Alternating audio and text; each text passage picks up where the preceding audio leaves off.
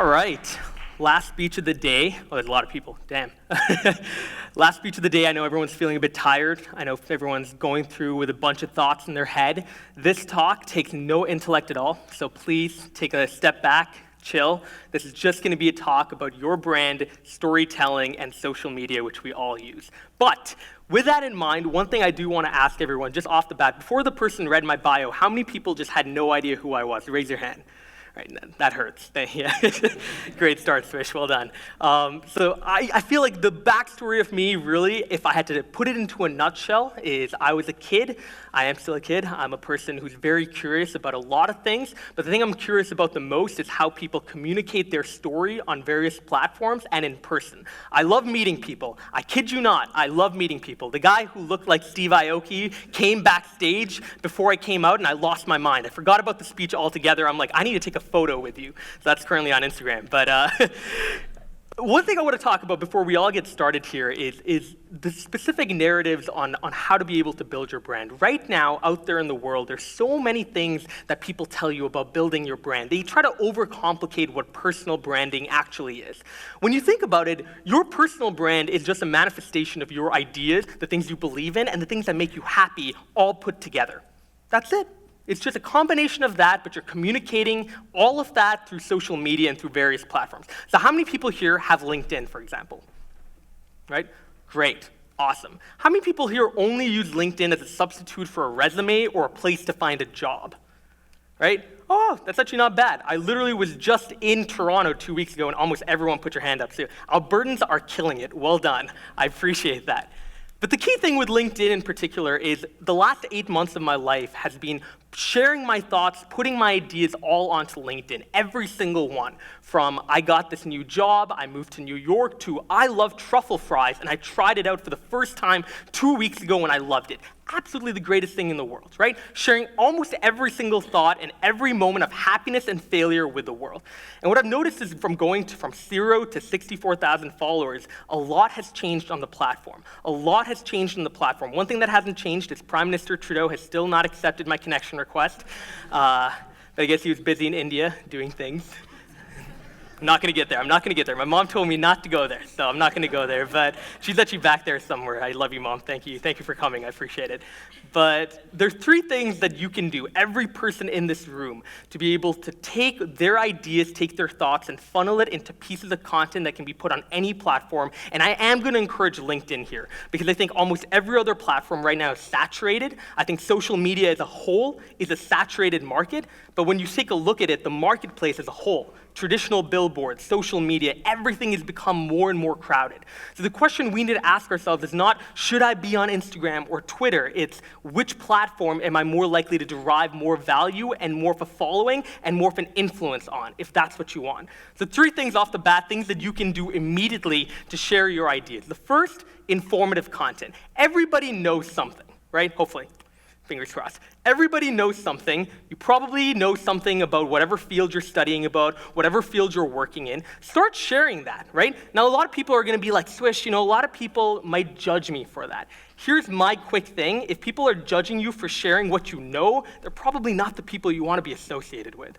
But let's just say those people were your mother or father or your brother. You can't detach yourself from them. Mom, I love you still.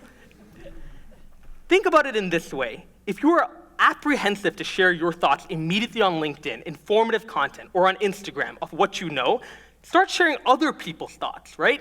There's no restriction on whether I can quote someone or whether I can profile somebody else and share their story with the world. So one thing I did off the bat a couple of months ago was starting to put discussion questions out. I had no idea what Bitcoin was. I thought it was some gaming thing invented 4 or 5 years ago, and then people were like, you can make money off this. And I'm like, what?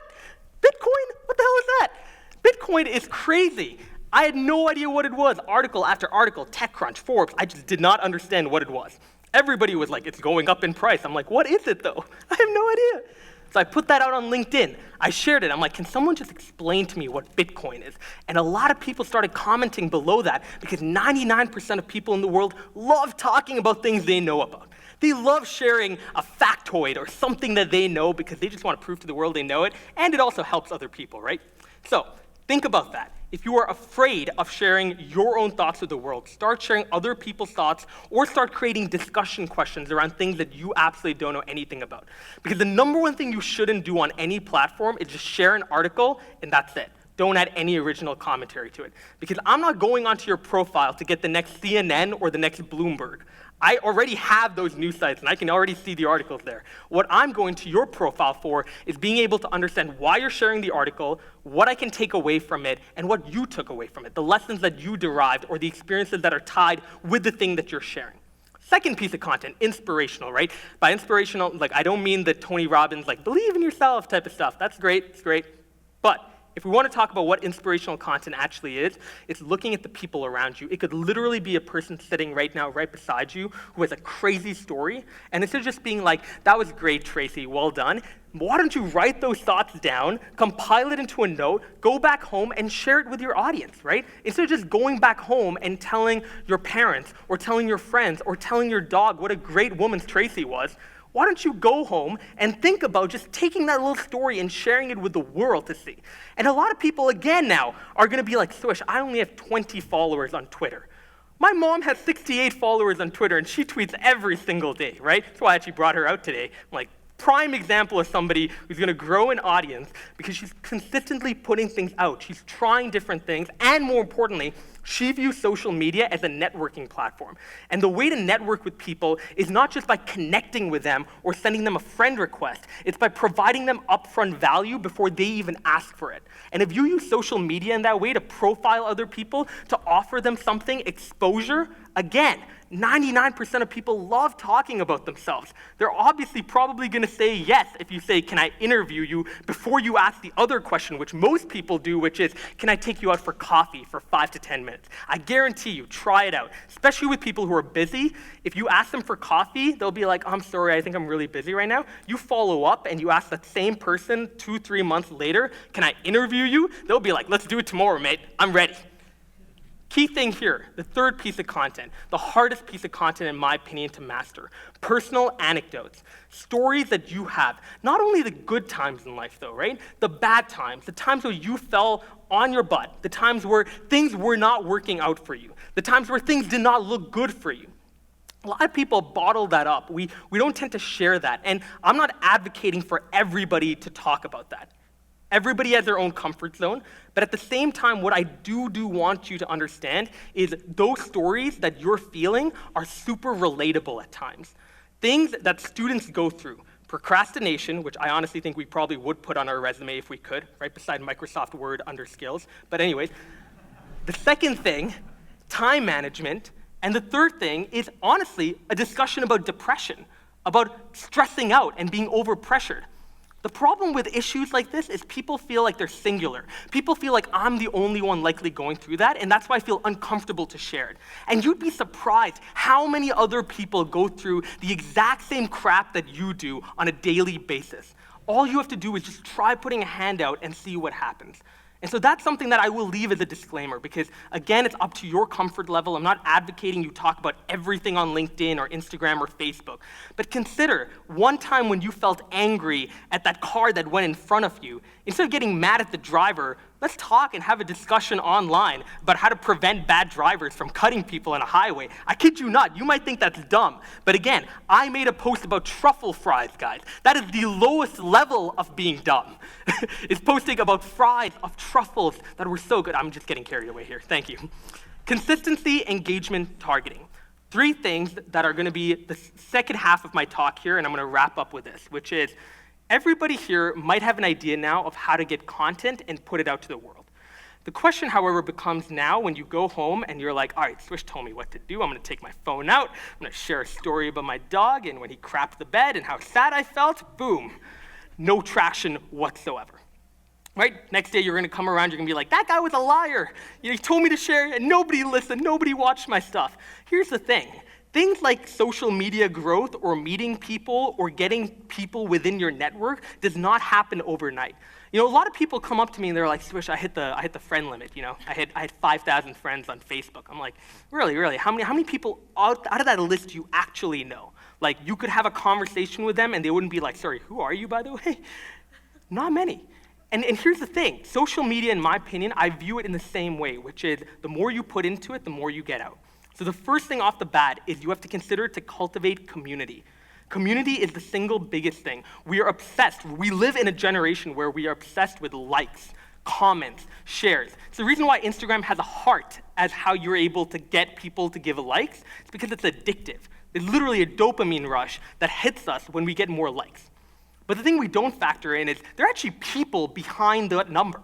There are people, literal people that you can talk to, you can engage with, you can get to know. So the first thing is understanding that community is going to be the biggest be-all and end-all for whether you're going to be successful in telling your story, sharing your brand, and spreading your message to people. How do you cultivate community, though? First thing is consistency. Every single day posting. Now, you might be like, Swish, we can't all do that.